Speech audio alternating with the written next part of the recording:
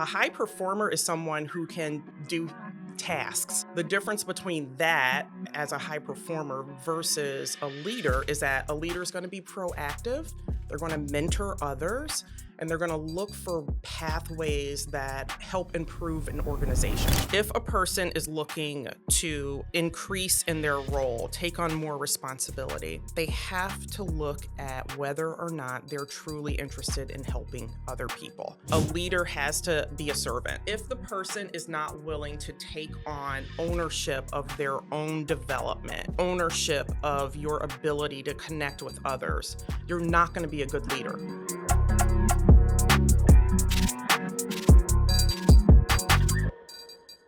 Welcome back to The Doers, the podcast where we dive into the real stories of building, struggling, and thriving in dentistry. I'm your host, Dan Hall. In each episode, we explore the challenges, the victories, and the lessons learned from the leaders in the trenches shaping the future of our industry. Today, I'm joined by Nicole Phillips, Director of Learning and Development at Elite Dental Partners. Nicole, welcome to the show. Thank you, Dan. I am so excited to be here. Your organization has made a meaningful investment in developing people across the entire organization, not just doctors, but office managers, hygienists, assistants, regional leaders, and support teams. And you lead the strategy on this, focusing on building compatibility at every level, so growth is not dependent on a few strong performers, but is embedded across the organization and the entire team.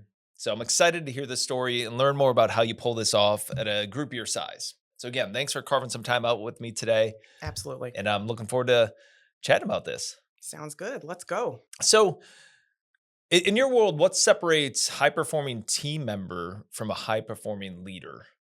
That's a really good question because everyone is not going to be a leader, right? So in learning and development, what we're looking to do is distinguish people who could become leaders and then develop them into one. So a high performer is someone who can do tasks. They may not necessarily be proactive, but if you give them an assignment, they can do it.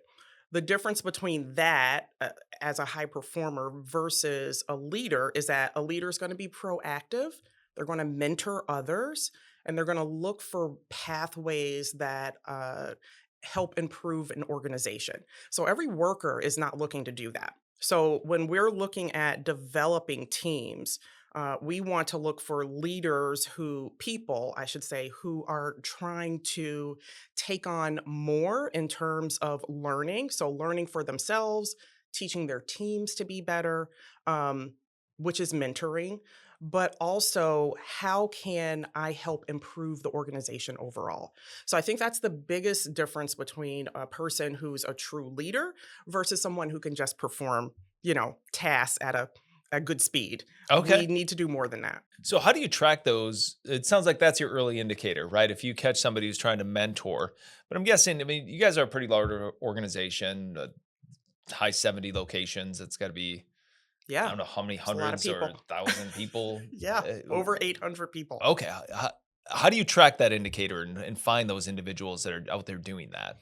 Great question. So we have something called Elite Dental University, which is our LMS. We established that first to teach the organization skills, but also we can help distinguish leaders based on who's taking what courses, and then are they using the skills that they learn about in those courses within their teams to help build their teams.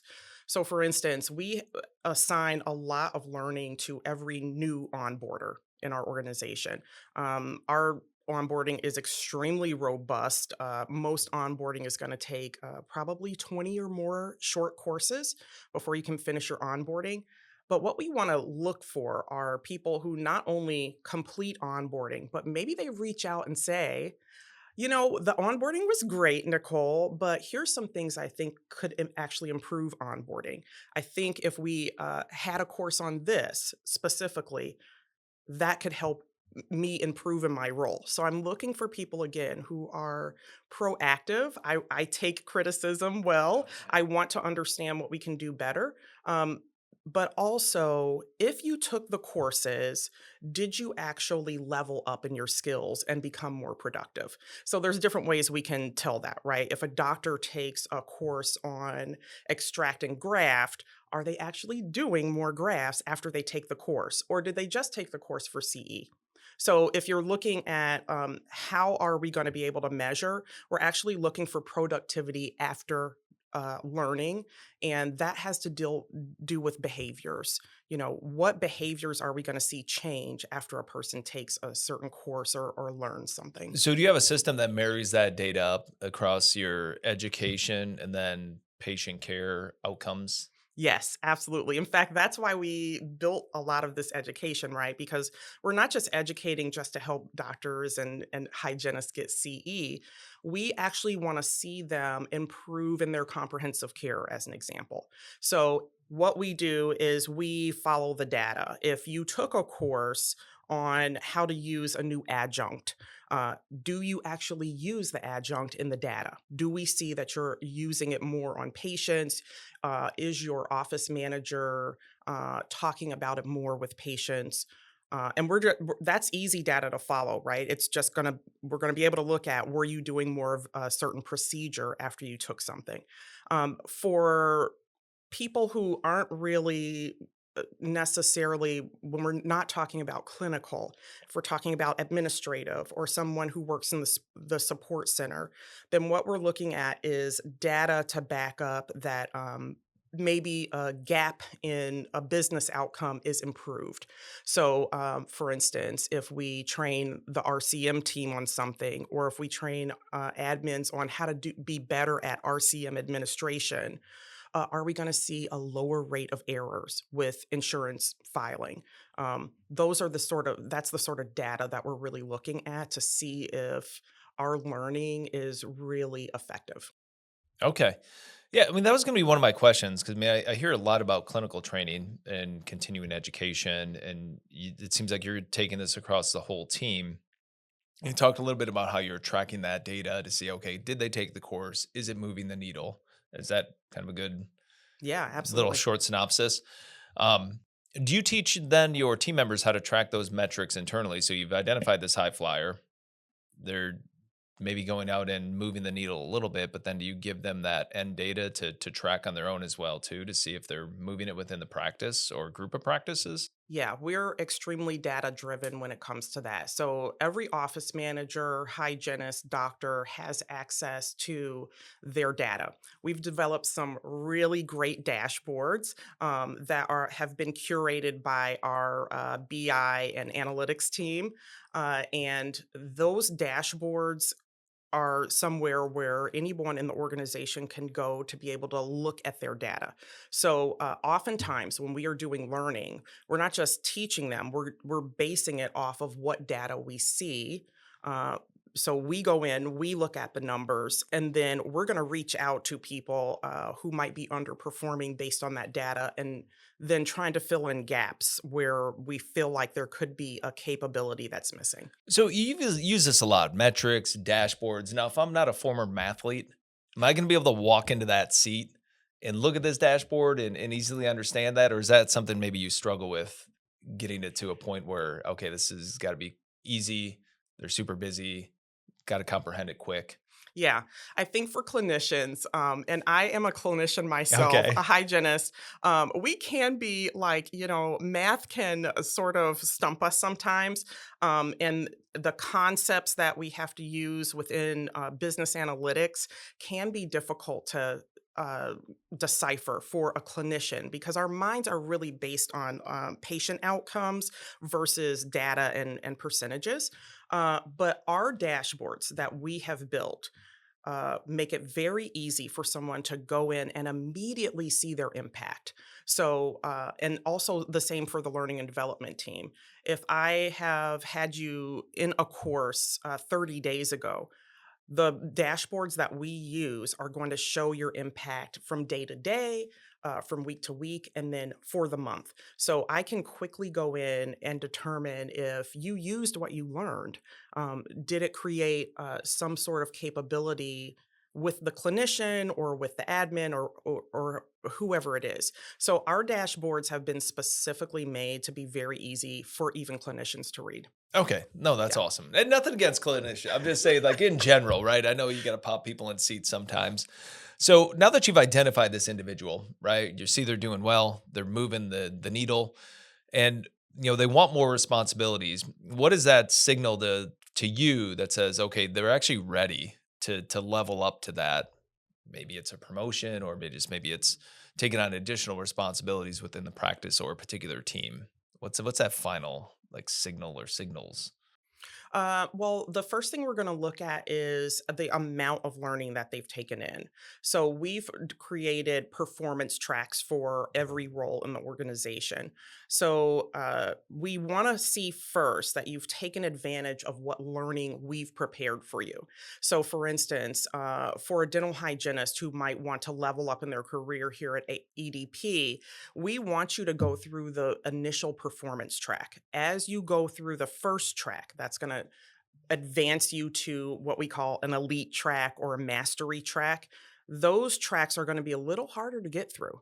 What I want to see is that the person is balancing being able to do their actual role with learning outcomes, and then seeing that their productivity and their mentorship of others is growing as well. Now, once we see that happening, then what we're looking to do is as the organization grows, we want to put those people in roles where now you're training others underneath you. So, for instance, a hygiene lead or our regional dental directors, those are great examples of people who have leveled up in their skill sets. They're spreading that love to other people in the organization, and now we're able to use them as leaders. And what they really become is like evangelists of the EDP way of doing things. So we're also looking for that. Are you vocal? Are you talking about what you're learning? Being able to share it with others. So somebody again could be great at doing tasks, but we don't just want you to just complete learning just for the sake of learning. It should be that you're learning in order to become a leader. So not everybody's doing that. Some people just want to learn because they need the CE for their licenses, or they just enjoy learning in general. I'd like to think that we create pretty engaging learning, but we're looking for more than that. So you've got to it's a small percentage of people, but we're looking for them. No, that I mean that's fascinating because you've almost built it like a true university, right? You got your bachelor's, you got your master's, you got your PhD Exactly. track. I Yeah. mean, you don't hear that super often, and not everybody's going to get into a PhD program, right? It's super rigorous, which is Yes. super cool, but it also sets the tone of these are the requirements to level up Yeah. with some clear outcomes defined in the process as well, too, from a learning and output.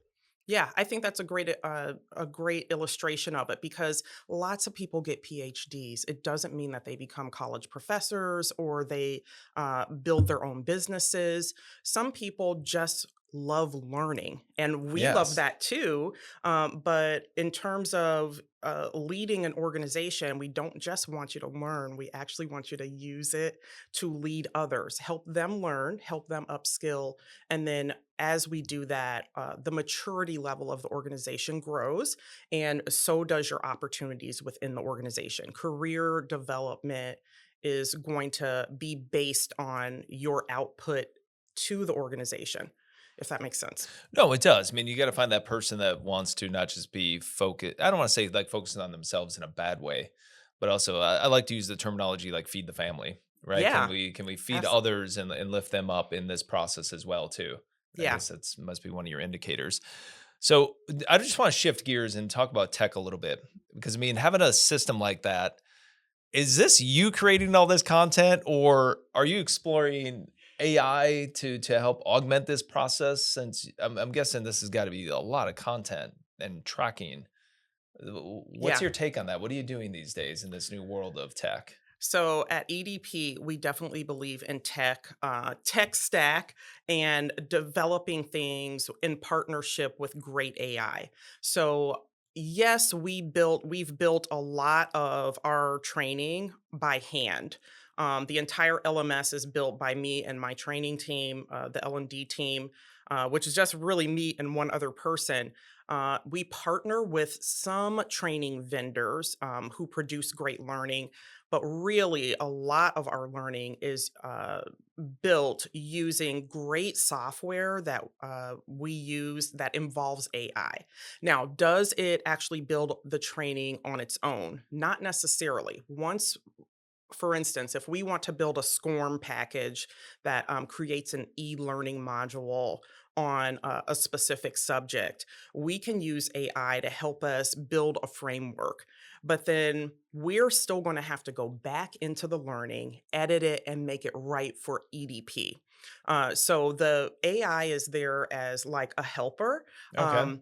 But we certainly don't fully rely on it. Now, where we do see that AI is really helping EDP is in video learning. So, using avatars, being able to teach through a video, and we're looking into being able to use a construct where a person can actually talk with an avatar to learn how to do things like better treatment presentation. Those are all things that we have the capability to do now. So it's extremely exciting. I am a big believer in AI being helpful when it comes to L&D and developing better learning, but also faster. So it used to be that if I needed to build something, say a PowerPoint that I developed into a SCORM and then that I added to an LMS, that could take weeks. Now I can do that literally in an hour. I can build everything that I need to, go in and edit, add videos, add avatars, um, add a quiz, what have you, build it and have it in the LMS in under an hour, Well, which that's is pretty remarkable. I mean, remarkable. it makes it more scalable. I mean, that's a lean team. I mean, you're training 800 people Yes. with two, or what'd you say, two or one and a half? Two, we just Okay. got three, so we're I mean, thankful for that. yeah, to take it down from 2 weeks to an hour is really It's the augmentation amazing. of that process with your digital assistants. Let's call them. Yeah. Yeah, Very cool. it's an amazing prospect, and what it means is we can really scale. So as the organization grows, we can continue to grow with the organization instead of sort of getting left behind. I think that if you're an organization right now that is not using AI to help build learning, then you could be losing out because when you find out that there is a learning gap, you may want to fill that gap quickly, and you really probably nowadays could use AI to do it so much faster. Okay. Yeah. So is the avatar you? No, it's not. We have some beautiful avatars. We like to be like diverse in our avatars, so we've got like a lot of different avatars we use. We asked Dr. Yu to be an avatar. One day we will have her as well.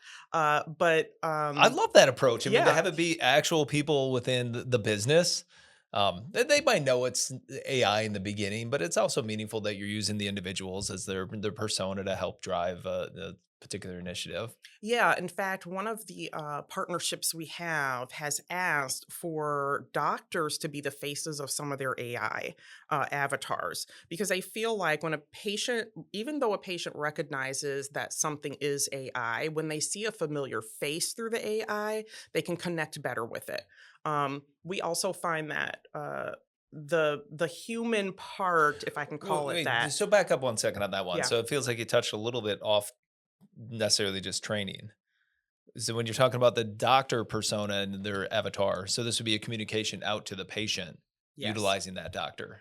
Yeah. I love that. I mean, there is that connection, right? Because you've intimately seen them right in your face. Right. And Yes. you might realize it's not them talking because they're probably in somebody else's mouth and up close and personal with them at the moment. Yeah. What are the results you're seeing on that? Like, is it are you counting clicks or engagement with those avatars that you might be utilizing, or is So this use of avatar with the doctor's faces is something that's very new. We don't okay, have any data yet, but what I can say is that when patients or learners or end users recognize faces on AI, again, there is a connection made. Now, is it a human connection? Not necessarily, but can I get more engagement because I have created something that you're willing to look at and maybe even examine and say, is that AI or is that Dr. Yu?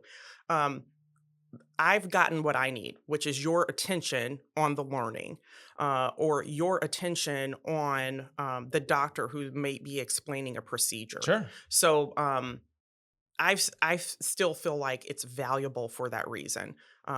Engagement can be very hard in L&D, Well, we so might have to we have you want on to again just establish to get that. an update on all these Yeah. beta programs to see how people are engaging with AI.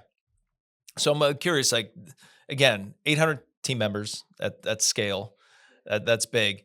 What has surprised you most about trying to develop teams at that level?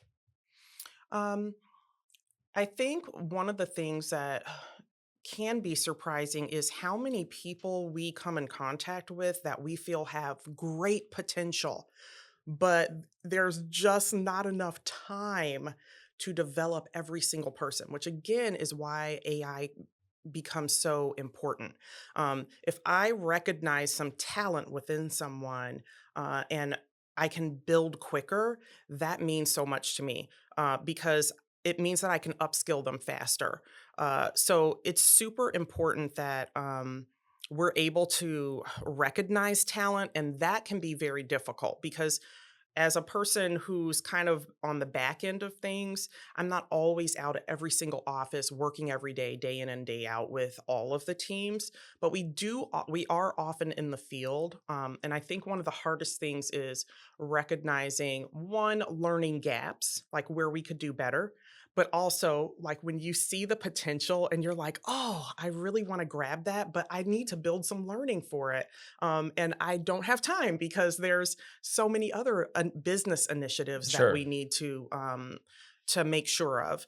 And so I feel like time is one of the biggest concerns for me. I feel like there just isn't enough time in the day for all the things we need to do to help build the organization. Oh, I would agree. I hear that pretty often. I mean, that's what it comes down to, this time function of how to squeeze that all in there and give the individuals the opportunity. But I want to tap into that. So you're going out to the practices. Uh, Oftentimes, yeah. how often? Every month at least, and depending on if we have business initiatives that we need to implement, it could be every week. Just depends. How many would you visit in a week? I'm just, Uh, uh, Depending, one of our initiatives, we were at, oh my goodness, we were at 5 offices at least in a week. Just depending on where we are regionally. But our RDOs, our regional directors of operations, they are out even more often. So they're visiting multiple offices per week. But when we have a business initiative that L&D needs to implement, we can often be at multiple offices in a week. no, I love that. I mean, that's the. I mean, I get with the regionals, right? They're in the office all the time, but it's great to see leadership out there, especially somebody in a role as important as yours, developing content for them to consume and upskill themselves to go sit in their seat, so to Yeah. say. And talk a little bit about that. I mean, there's one thing I want to talk about because you said initiatives. I'm just curious, like what your most important would be, but let's park that for a second because I feel like I just dove right into this of what you do. What's your background? How did you get to where you're at today as this person playing a critical role in this company at scale and upskilling all these employees? What were you doing before? So I've always my personal background has always been in learning and developing people, but career wise, I've been a hygienist for over 20 years. You'll hear a lot of hygienists say things like, we educate patients all the time. That's a big part of what we do. But after about 10 years, I was interested in doing more instead of just seeing patients in a private practice. I transitioned into sales within the dental space, networked a lot, met a lot of really great people, and worked for some really great companies that helped develop me into the trainer I am today. My last company that I was with I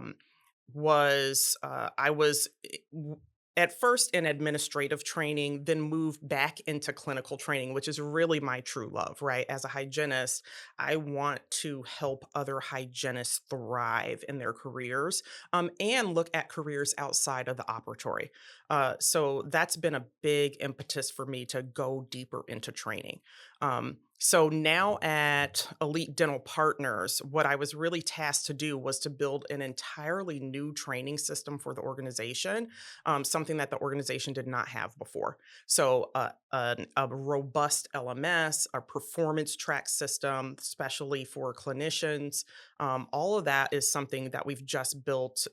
In the last year, working together with the rest of leadership for the organization. But I feel like I came into learning and training really within the last 7 to 8 years of my career. Okay. So let's just shift gears and know a little bit more about you. I'm going to get back to that initiative. Favorite book, podcast, or mentor you've had that's helped kind of craft it. You can tell me a little bit, like very, very high level. But is there anything in particular? Yeah, so my background is very faith based, and I Okay. always want to say the Bible is my favorite book. But when it comes to like secular books, I was a huge reader. I thought I was going to become like an English major. So Jane Austen is Oh, my sure. Yeah. absolute favorite author. Um, Pride and Prejudice is my favorite book. I feel like it sounds so like, common. But anyway, Jane Austen, favorite book. Um, I feel like my mentors have always been women within the dental space who are embracing their own power and willing to help others. So Whitney Howerton is a huge, huge mentor of mine. Victoria Yu, Dr. Yu, working with her in the last 2 to 3 years has just been amazing. Helped me level up as a leader. She pushes me every single day to be better, to bring better to the organization.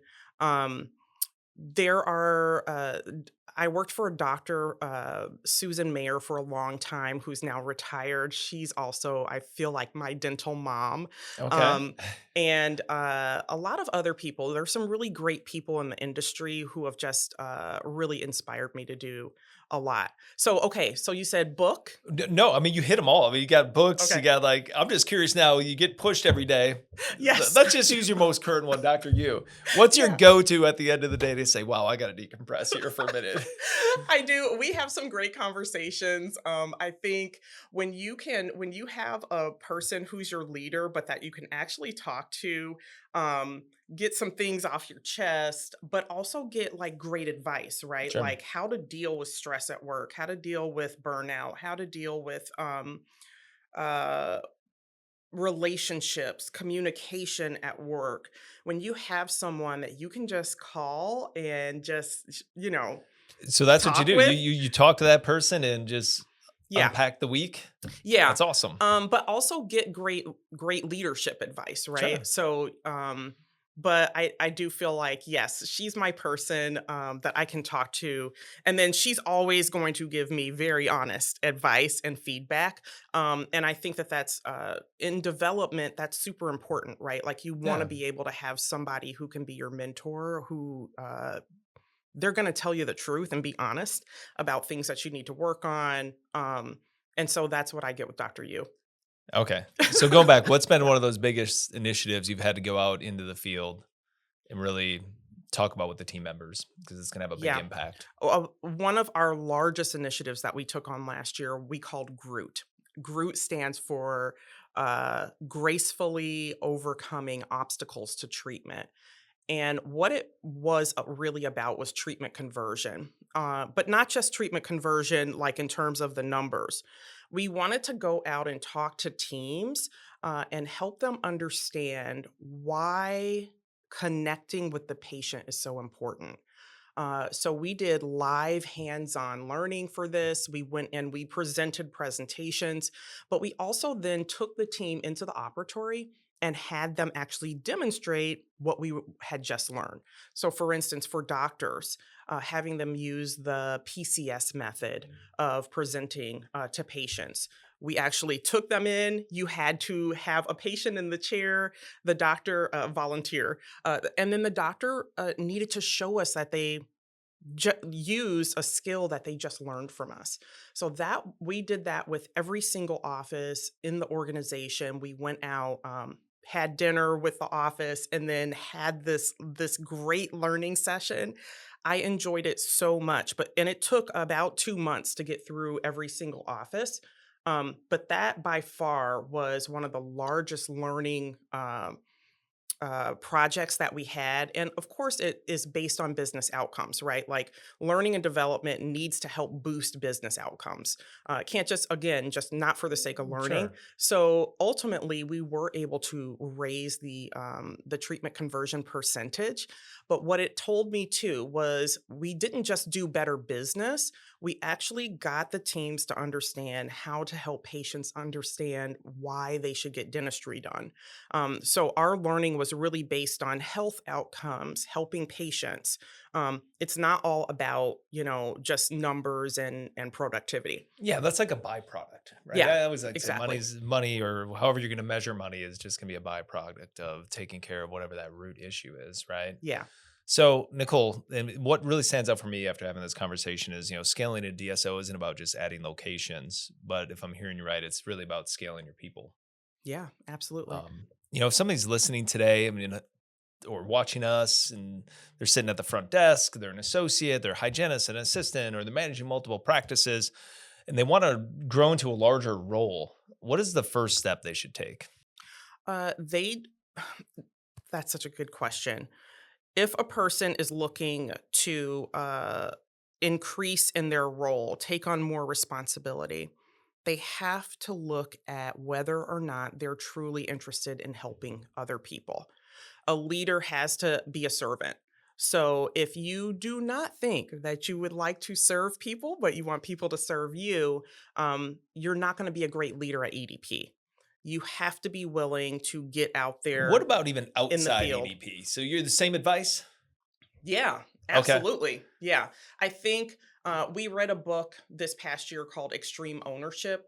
If the person is not willing to take on ownership of their own development, ownership of your ability to connect with others, you're not going to be a good leader, no matter what organization you work for, if it's in your family, whatever.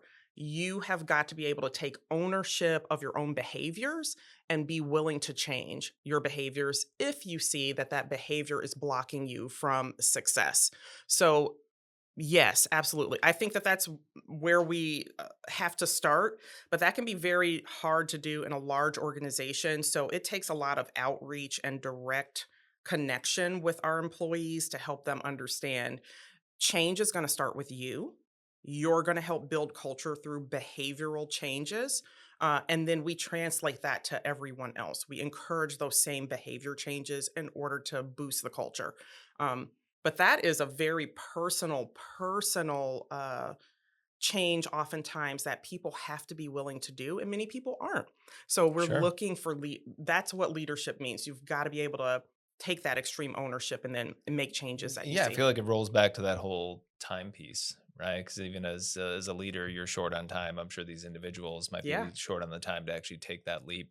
So, if somebody wants to reach out to you, what's the best way for them to connect? If they're looking for a mentor, or just want to throw an idea by you, or maybe they want to explore an opportunity at Elite Dental Partners. Oh, they can certainly reach out to me directly. I'm on LinkedIn. Okay, Happy to DM anyone who wants to DM me. So reach out, everybody. That may be the easiest way for somebody who isn't really familiar with me to reach out. But my phone number and email are on my signatures. So okay. we have ways out there to reach our leaders. Dr. Yu is very interested in having an open door to anyone who wants to talk to the leadership here at EDP. So we're super excited about that. That's awesome. Well, thank you so much Yeah, for taking the time to chat with me today. This is thank fascinating. you. I think we'll have to do another follow up. I mean, I I think still so have too, some Dan. questions on where some of this is going after we finish up pilots, right? And Yeah. all those listening, thanks for following us. And until next time, just keep doing the work. I mean, I think Nicole put it best. I mean, if you want to level up, it's going to take some work. It's going to take some grit. You're going to have to carve out the time and find some harmony in life to make it all work together. So until next time, keep doing the work.